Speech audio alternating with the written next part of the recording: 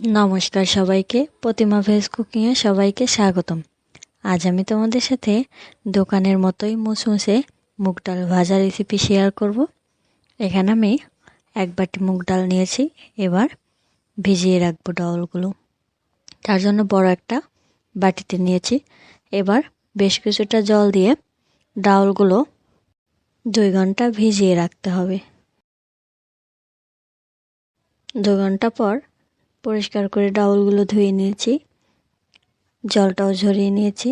এবার একটা থালায় টিস্যু পেপারে বিছিয়ে টিস্যুর উপরে ডাউলগুলো দিয়ে দেব, যাতে করে ডাউলের গায়ে আর কোনো জল না থাকে।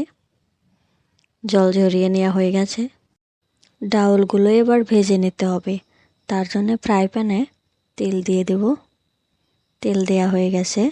তেলটা গরম হয়ে আসলেই এবার আমি ডাউলগুলো দিয়ে দেব।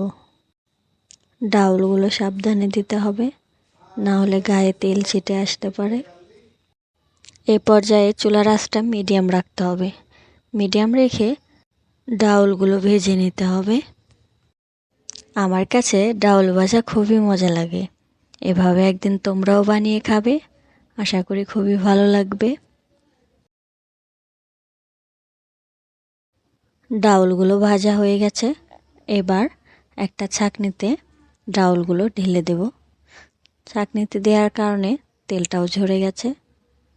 ডাউলগুলোর কালার ঠিক এরকম হয়েছে। ডাউল ভাজায় এবার মশলা দিয়ে দেব। পরিমাণ মতো লবণ, বিট লবণ, টেস্টি সল্ট, মরিচ গুঁড়া। এবার সব কিছু মিশিয়ে নেব। আজকের এই রেসিপিটা কেমন লাগলো অবশ্যই কমেন্ট করে জানাবে। সবাই ভালো থাকবে, সুস্থ থাকবে। নমস্কার।